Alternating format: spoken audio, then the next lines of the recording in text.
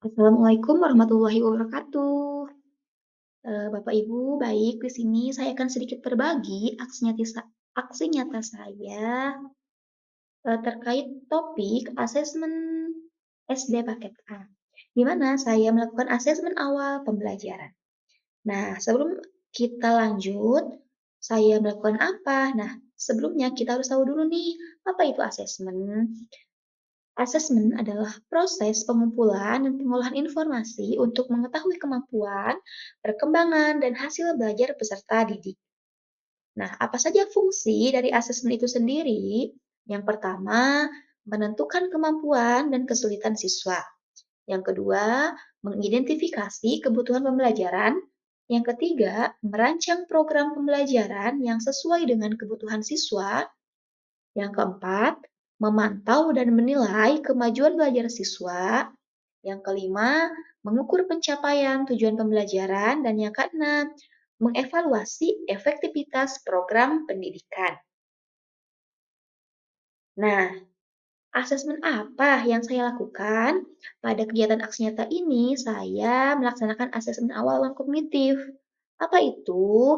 Jadi, asesmen awal non-kognitif ini tujuannya untuk mengetahui kondisi psikologi, emosi, dan sosial siswa.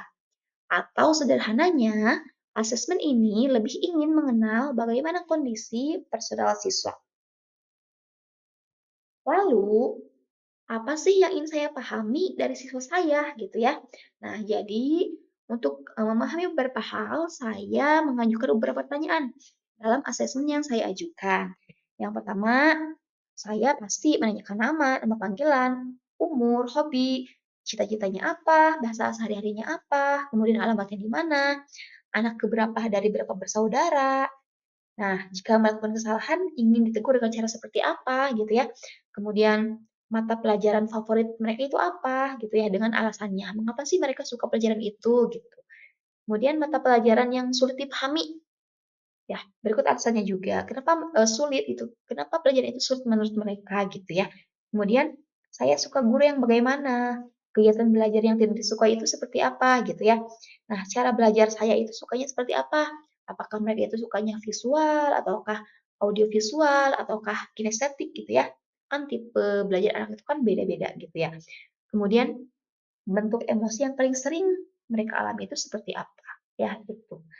Nah, kemudian bagaimana tahap pelaksanaannya? Jadi yang pertama, guru menyiapkan lembar asesmen, kemudian membagikannya kepada siswa.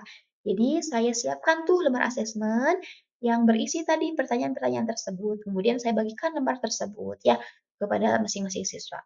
Selanjutnya, saya menjelaskan bagaimana cara pengisian asesmen tersebut. Setelah itu, siswa mengisi lembar asesmen sesuai dengan ekspresi masing-masing ya. Jadi kita tidak perlu paksakan harus seperti apa. Terserah mereka, sukanya seperti apa gitu ya. Kemudian, setelah siswa mengisi ini asesmen, lalu apa yang ingin saya lakukan gitu ya. Tindak lanjut apa yang ingin dilakukan guru gitu. Nah, tentunya saya identifikasi dulu nih hasil dari asesmen yang sudah saya berikan. Nah, misalkan banyak yang mengisi emoji negatif nih. Oh, berarti kan saya harus tahu, saya perlu tahu kenapa mereka mengisi emoji ini gitu ya. Berarti kan ada permasalahan apa. Kemudian saya mengajak diskusi secara personal gitu ya kepada siswa. Kemudian setelah saya tahu nih asesmen mereka itu seperti apa, saya menentukan tindak lanjut dan treatment atau strategi apa nih, strategi belajar apa nih yang sesuai saya terapkan setelah hasil asesmen gitu ya. Misalkan dari asesmen yang tadi mereka itu lebih cenderung cara belajar itu visual. Berarti kan saya strateginya harus menyiapkan banyak gambar nih dalam pembelajaran gitu. Contohnya ya. Kemudian yang ketiga tentu mengkomunikasikan dengan siswa serta orang tua bila diperlukan gitu ya. Nah, setelah tindak lanjut itu, nanti guru pasti akan lebih tahu nih, strategi apa yang harus diterapkan dalam proses pembelajaran. Gitu, ya. Nah, ini adalah lembar asesmen yang saya ujikan kepada siswa saya. Seperti ini bentuknya. Nah, itu saja. Itu proses aksi nyata yang saya lakukan kepada siswa saya gitu ya. Jadi kita sebagai seorang guru itu sebenarnya bisa belajar dari siswa, bisa banget belajar dari siswa.